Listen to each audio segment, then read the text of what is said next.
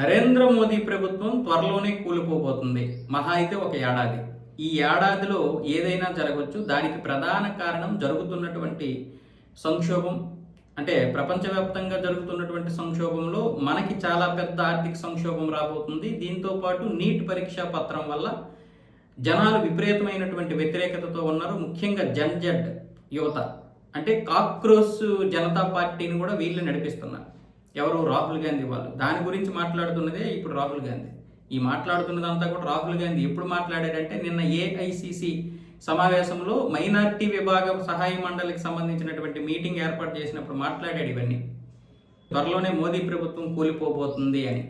ప్రజల చేత ప్రజల కొరకు ఏర్పడినటువంటి ఒక ప్రభుత్వాన్ని కూల్చేస్తామని వీళ్ళు ఇంత దినిగా మాట్లాడుతున్నారంటే ఇంకా ఎక్కడ వీళ్ళకి సిగ్గుంది? గత 65-70 సంవత్సరాలు పరిపాలించారు వీళ్ళు. 2014 వరకు వీళ్ళే పరిపాలించారు. మధ్యలో ఒక 5-10 సంవత్సరాలు తీసేస్తే అంతా వీళ్ళదే. మరి ఏం చేశారు? ఎన్ని చట్టాలు తీసుకొచ్చి విదేశీ శక్తులకు అమ్మేశారు? 370 అమలు నుంచి, అంటే అక్కడ కశ్మీర్లో ఉన్నటువంటి 370 అమలు నుంచి కూడా ఇక్కడ ఒక బోర్డు వరకు కూడా వీళ్ళు ఏం చేశారు? కేవలం ఒక వర్గాన్ని మాత్రమే కాపలా కాశారు. ఒక వర్గానికి మాత్రమే వాళ్ళన్నీ ఏర్పాటు చేశారు, అన్నీ దోచిపెట్టేశారు. తెలియకుండానే హిందుత్వాన్ని నాశనం చేశారు. ఇప్పుడు తెలుస్తుంది వాళ్ళు చేసినటువంటి దౌర్జన్యాలు. ఒకవైపు సోషల్ మీడియా, ఒకవైపు బీజేపీ ప్రభుత్వం రాబట్టి వీళ్ళు చేసినటువంటి దాష్టీకాలన్నీ తెలిసాయి కాబట్టి జనాల్లో ఎంతో కొంత మార్పు వచ్చింది. అయినా సరే ఇంకా రాహుల్ గాంధీ మాత్రం తన యొక్క దీంతో ఆ విధంగానే మాట్లాడుతున్నాడు. అయితే ఒక విధంగా బీజేపీకి మంచిదే, ఈ దేశానికి మంచిదే. ఆయన అలా మాట్లాడుతున్న కొలది బీజేపీ మైలేజ్ పెరుగుతుంది. పెట్రోల్ ధరలు విపరీతంగా పెరిగిపోతున్నాయంటే పెట్రోల్ ధరలు మీ హయాంలో ఎంత పెరిగాయి? మీ హయాంలో రూపాయి ఎంత పతనమైంది? మీ హయాంలో ఎంతవరకు ఈ దేశాన్ని నాశనం చేశారు? మీ హయాంలో జరిగినటువంటి స్కామ్లన్నీ, ఈ స్కామ్లన్నీ బయటపడితే దేశం యొక్క పరువు ఏమైపోయింది? సగం బయటపడితేనే దేశం పరువు పోయింది. ఒకటే రెండా? దేశాన్ని నాశనం చేసేటటువంటిది ఒక్కొక్క స్కామ్. అలాంటి స్కాములు చేశారు. మీ ఆస్తులు లెక్క పెడితే అసలు ఇదే ఉండదు. ఒక రాష్ట్రం బాగుపడవచ్చు, ఒక రాష్ట్రాన్ని పూర్తిగా అభివృద్ధి చెందినటువంటి రాష్ట్రంగా మార్చవచ్చు మీ ఒక్క కుటుంబానికి చెందినటువంటి ఆస్తులతో. అన్నీ ఉన్నాయి. మీరు విమర్శించవచ్చు, కానీ బీజేపీనైనా కేంద్ర ప్రభుత్వాన్ని విమర్శించండి ఒక ప్రతిపక్ష నాయకుడిగా. కానీ ప్రభుత్వాలు కూలిపోతాయి, ప్రభుత్వాన్ని కూల్చేస్తాం. ప్రజల చేత ఎన్నుకోబడినటువంటి ప్రభుత్వాన్ని నువ్వెవడో కూల్చేయడానికి?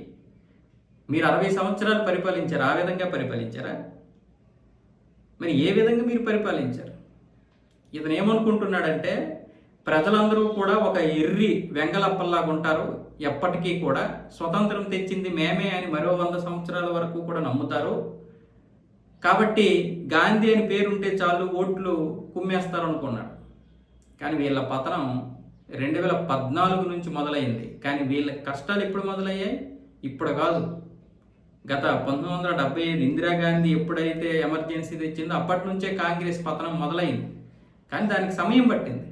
ఇంకెవడు నమ్ముతాడు మిమ్మల్ని? నమ్మేవాళ్ళు ఉన్నారు.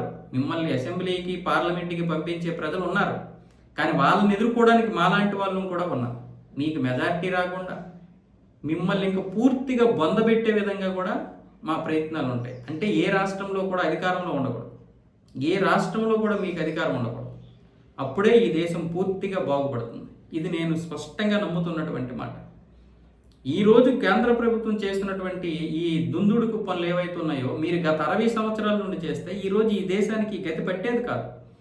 మీరు పాకిస్తాన్ని, బంగ్లాదేశ్ని పెంచి పోషించడానికి విధించినటువంటి లేదా ఇచ్చినటువంటి ఆ సొమ్ముతో ఈ దేశాన్ని నాశనం చేయి, ఈ దేశాన్ని బాగుపరచవచ్చు. మీరు 370 అమల్లో ఉంచి పాకిస్తాన్ని పెంచే బదులు ఈరోజు కశ్మీర్లో 370ని రద్దు చేసి ఆ రోజే కఠినమైనటువంటి నిబంధనలు తీసుకొస్తే ఈరోజు కశ్మీర్కి ఈ సమస్యలు ఉండేవి కాదు, దేశానికి ఇంత నష్టం ఉండేది కాదు. ఒకటే రెండా? అక్కడ ఉగ్రదాడులు జరగడం వల్ల దేశంలో రావాల్సినటువంటి పెట్టుబడులన్నీ వెనక్కి వెళ్ళిపోయాయి. అది కాకుండా ప్రజలు కట్టినటువంటి పన్నులు 1000 కోట్ల వరకు కశ్మీర్లోనే ఖర్చు పెట్టాల్సి వచ్చేది. మరి ఇప్పుడు ఎందుకు లేదు? ఇప్పుడు ఎందుకు రాలేకపోతున్నారు? 10 సంవత్సరాలు కూడా కాదు కదా, 2019లో రద్దు అయింది 370. ఈ 7 సంవత్సరాల్లోనే ఇంత సాధించినప్పుడు 70 సంవత్సరాల్లో మనం ఎంత సాధించేవాళ్ళం? పీఓకి ఇచ్చేసారు, అక్సై చిన్ని ఇచ్చేసారు. అరుణాచల్ ప్రదేశ్ వాళ్ళదే అంటే ఊరుకున్నారు. బంగ్లాదేశ్కి దోచిపెట్టారు, పాకిస్తాన్కి దోచిపెడుతున్నారు. ఫేక్ కరెన్సీకి ఆహ్వానం పలికారు. బార్డర్లో ఎక్కడ చూసినా మీ ఇదే, ఎక్కడా కూడా బలం లేదు. పశ్చిమ బెంగాల్ ద్వారా ఆనాడు కమ్యూనిస్టులు, కాంగ్రెసు, మమతా బేగం అందరూ మొత్తానికి నాశనం చేశారు. పశ్చిమ బెంగాల్ని అడ్డు పెట్టుకొని మొత్తం బంగ్లాదేశ్ని పెంచి పోషించారు. డైరెక్ట్గా పెంచి పోషించడం కాకుండా వాళ్ళని తీసుకొచ్చి వరదలాగా వీళ్ళు ఇక్కడ పెట్టారు. ఒకటే రెండు, అసలు మీరు చేసిన దౌర్జన్యాలు, ఈ చండాలం అంతా చెప్తుంటే కళ్ళంట రక్తం వస్తుంది, నీరు కాదు. నీలాంటి ప్రభుత్వం కూలిపోతుంది అంటున్నాడు చూడు, దానికి ఇంకా ఒక విధంగా నేను ఆవేశంతో వీడియో చేస్తున్నాను. కానీ బీజేపీకే మంచిది మీరున్నంత వరకు, రాహుల్ గాంధీగా ప్రతిపక్ష నాయకుడిగా మీరున్నంత వరకు ఈ దేశానికి, ఈ రాష్ట్రాలకి ఏ విధంగా డోకా లేకుండా బీజేపీ 28, 29 రాష్ట్రాల్లో అధికారంలోకి వస్తుంది.